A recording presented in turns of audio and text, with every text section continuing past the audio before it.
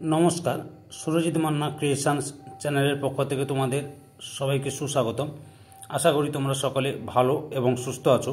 আমি তোমাদের জন্য এই ভিডিওটিতে তুলে ধরছি 2025 সালের ক্লাস 6-এর রায় ও মার্টিন প্রশ্নবিচিত্র থেকে থার্ড সামেটিভ ইভ্যালুয়েশন তথা ফাইনাল পরীক্ষার জন্য ইতিহাসের 9 নম্বর প্রশ্নপত্রের সেটটি আলোচনা করছি। তার আগে তোমাদের কাছে অনুরোধ, তোমরা ভিডিওটি না টেনে পুরোটা দেখো। ভিডিওটি কেমন হলো কমেন্ট করে জানিও। ভিডিওটিতে লাইক দাও এবং শেয়ার করো এবং চ্যানেলে নতুন হলে চ্যানেলটিকে সাবস্ক্রাইব করে চ্যানেলের সঙ্গে যুক্ত হয়ে যাও।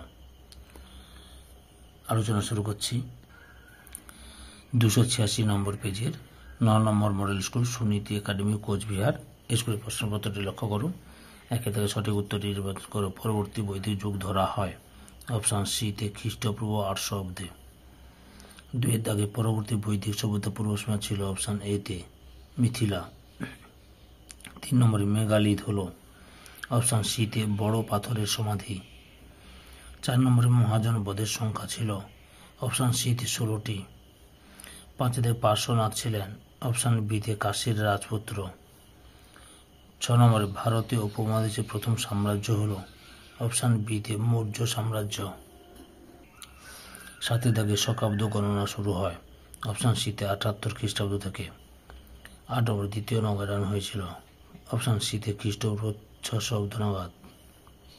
9 নম্বরে কাঁসা প্রশ্ন ছিল বহু প্রচলিত এক ধরনের অপশান ডিতে মুদ্রা। 10 নম্বরে অষ্টাধ্যায়ী রচনা করেছিলেন অপশান ডিতে পানিনি। 11 নম্বর চরক সংহিতার প্রায় অপশান বিতে 700 ঔষধি গাছপালার কথা পাওয়া যায়। 12 নম্বরে অস্ত্রোপচারের প্রয়োজনীয় যন্ত্রপাতি তৈরি করতে চিকিৎসকদের বিশেষ করে অপশান এতে কামারের উপর নির্ভর করতে হতো। 12 নম্বরে হকাম মনীষীদের শ্রেষ্ঠ সম্রাট ছিলেন অপশান বিতে প্রথম দোরাইবোস। তারপরে 14 নম্বরে প্রথম অ্যান্টিওকাস ছিলেন অপশান এতে সিরিয়ার শাসক। 2 দাগে নিম্নলিখিত প্রশ্নগুলি উত্তর দাও। এতে নিম্নলিখিত বাক্যগুলির কোনটি সত্য কোনটি মিথ্যা লেখো। প্রথমে ঋগ বেদে বিন্ধ্য পর্বতে উল্লেখ আছে, মিথ্যা। 2 নম্বরে আদি বৈদিক যুগে নারীরা যুদ্ধে অংশ নিতেন, সত্য। 3 নম্বরে বৈদিক যুগে শিক্ষা ব্যবস্থার প্রধান ছিলেন গুরু, সত্য।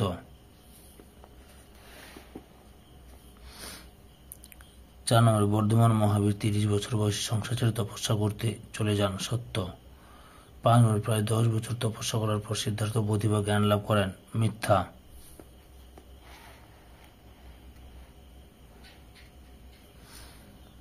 20 দাগে শূন্যস্থান পূরণ করো। 6 দাগে ড্যাশ সাম্রাজ্য গড়ে তোলার প্রধান কৃতিত্ব চন্দ্রগুপ্ত মৌর্যের, মৌর্য সাম্রাজ্য। 7 নম্বরে সাম্রাজ্য টিকিয়ে রাখার জন্য মৌর্যদের ড্যাশ দরকার ছিল, শক্তিশালী প্রশাসন। 8 নম্বরে মগধ অঞ্চলে ড্যাশ ধানের চাষ বেশি ছিল। উত্তরে একটু ভুল লেখা হয়েছে, মগধ অঞ্চলে শালি ধানে লিখতে হবে, শালি।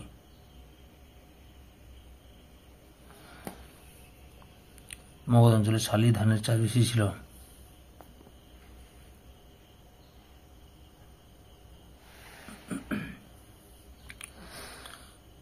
9 নম্বরে কেরলের ড্যাশের ফলন বিখ্যাত ছিল, গোলমরিচ। 10 নম্বর ব্যাকট্রিয়া গ্রিক রাজাদের ড্যাশ বলা হয়েছে পুরাণ সাহিত্যে, যবন বলা হয়েছে।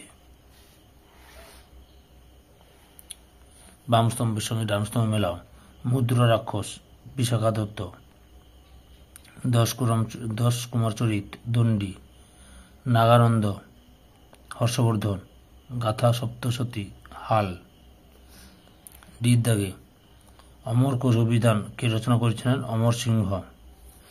ধাতু বিজ্ঞানের উন্নতির উদাহরণ হিসেবে কোন লোহার স্তম্ভটির নাম উল্লেখ করা যায়, দিল্লির কুতুব মিনার।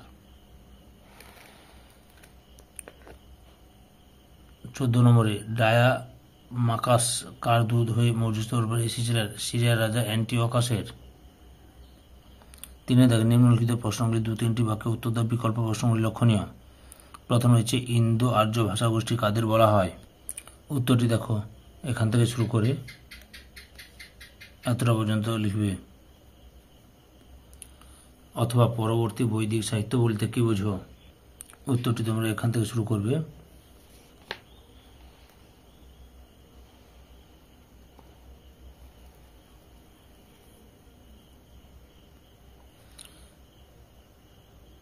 দুই থেকে মল্লদের দুটি রাজ্যের নাম উল্লেখ করো। উত্তরটি লিখে দিচ্ছি, দেখো পাবা ও কুশিনারা। পাবা ও কুশিনারা, পাবা ও কুশিনারা। তারপর অথবাতে রয়েছে ষোড়শ মহাজনপদের দুটি গণরাজ্যের নাম উল্লেখ করো। মল্ল ও ব্রিজি।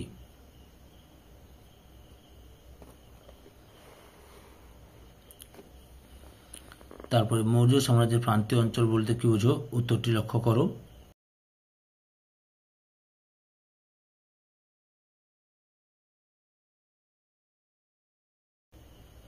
অথবা কবে কিভাবে মৌর্য শাসনের অবসান হয়েছিল?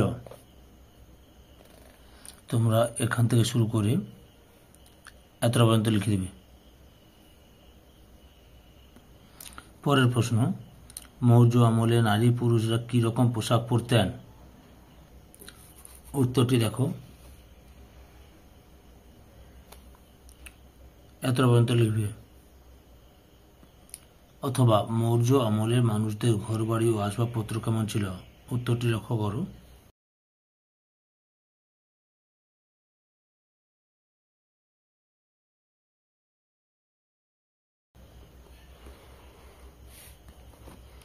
তারপরে 5 নম্বরে সঙ্গম সাহিত্য বলতে কি বোঝো? উত্তরটি দেখো, এখান থেকে শুরু করবে, এতটা পর্যন্ত লিখবে।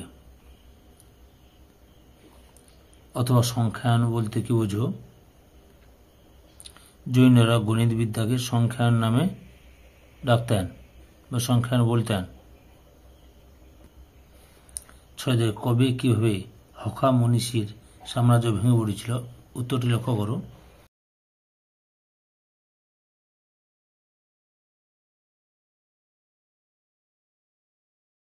অথবা সাট্রা ব্যবস্থা কি? উত্তরটি দেখো।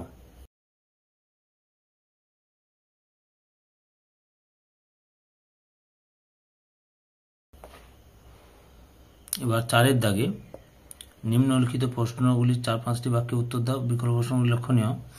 প্রথমে একে রয়েছে ষোড়শ মহাজনপদের যুগের গণরাজ্যগুলির পক্ষে নিজেদের অস্তিত্ব টিকে রাখা কঠিন হয়ে পড়েছিল কেন? উত্তরটি দেখো, এখান থেকে শুরু করবে, এতটা পর্যন্ত লিখবে। অথবা বৌদ্ধ ধর্মের চতুরার্য সত্য বলতে কি বোঝো? উত্তরটি দেখো, এখান থেকে শুরু করবে, এতটা পর্যন্ত লিখবে। 2 নম্বর প্রশ্ন, মৌর্য সাম্রাজ্যের গুপ্তচরদের কাজ কি কি ছিল? তোমরা উত্তরটি এখান থেকে শুরু করে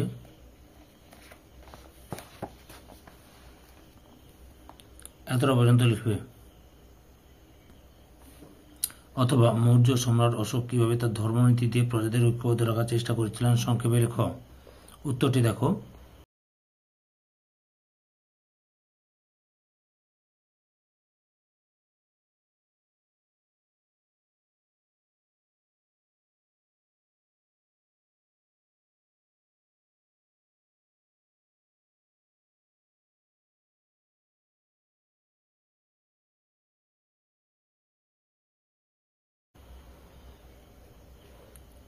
তিনের দাগে ষোড়শ মহাজনপদের আমলের মানুষের জীবিকা সম্পর্কে সংক্ষেপে লেখ। উত্তরটি লক্ষ্য করো।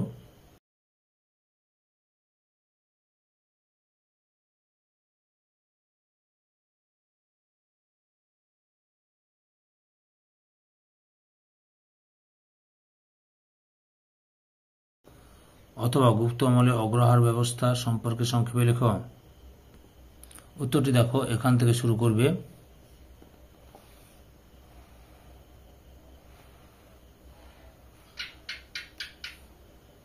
এতটা পর্যন্ত লিখবে।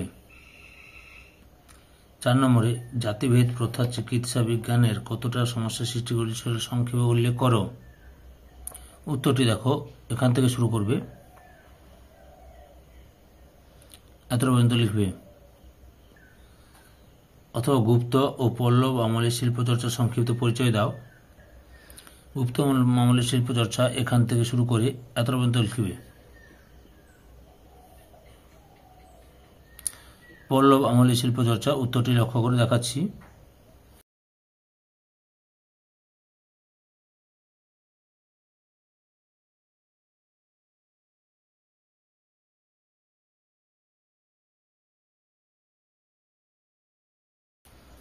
5 দাগে ভারতীয় উপমহাদেশের সঙ্গে গ্রিসের সম্পর্ক কেমন ছিল উল্লেখ করো। উত্তরটি দেখো।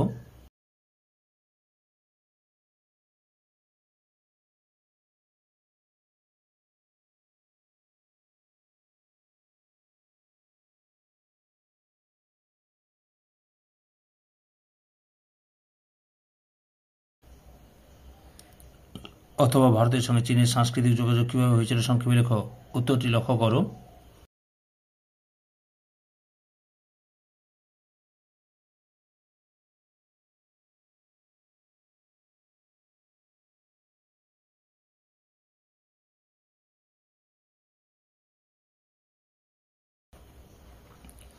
পাঁচের দাগে 8-10টি বাক্যে নিম্নলিখিত যে কোনো 3টি প্রশ্নের উত্তর দাও। বিকল্প প্রশ্নগুলি লক্ষণীয়। প্রথমে রয়েছে কুষাণ শাসন পদ্ধতির সংক্ষিপ্ত পরিচয় দাও। উত্তরটি তোমরা এই কুষাণ শাসন পদ্ধতি এখান থেকে শুরু করবে, এতটা পর্যন্ত লিখবে। অথবা হর্ষবর্ধনের শাসন ব্যবস্থার সংক্ষিপ্ত পরিচয় দাও। উত্তরটি লক্ষ্য করো, এখান থেকে শুরু করবে,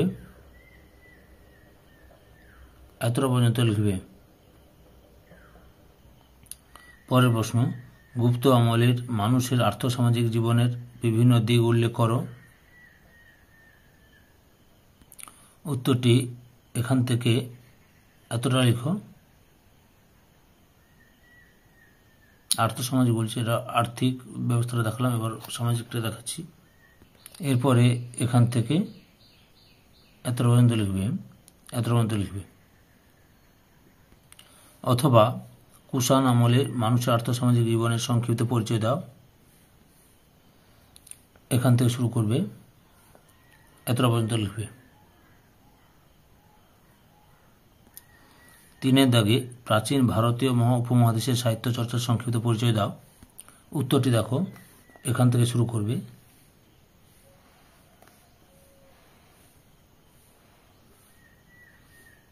এতটা পর্যন্ত লিখবে।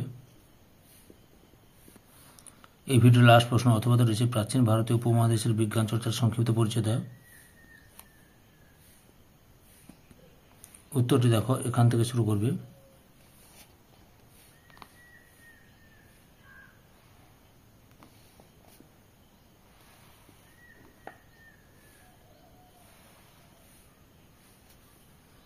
এতটা পর্যন্ত লিখবে। ধৈর্য সহকারে সম্পূর্ণ ভিডিওটি দেখার জন্য তোমাদের সবাইকে অসংখ্য অসংখ্য ধন্যবাদ। আজকে এই পর্যন্ত, পরবর্তী ভিডিওতে আবার দেখা হবে। Tata, bye bye.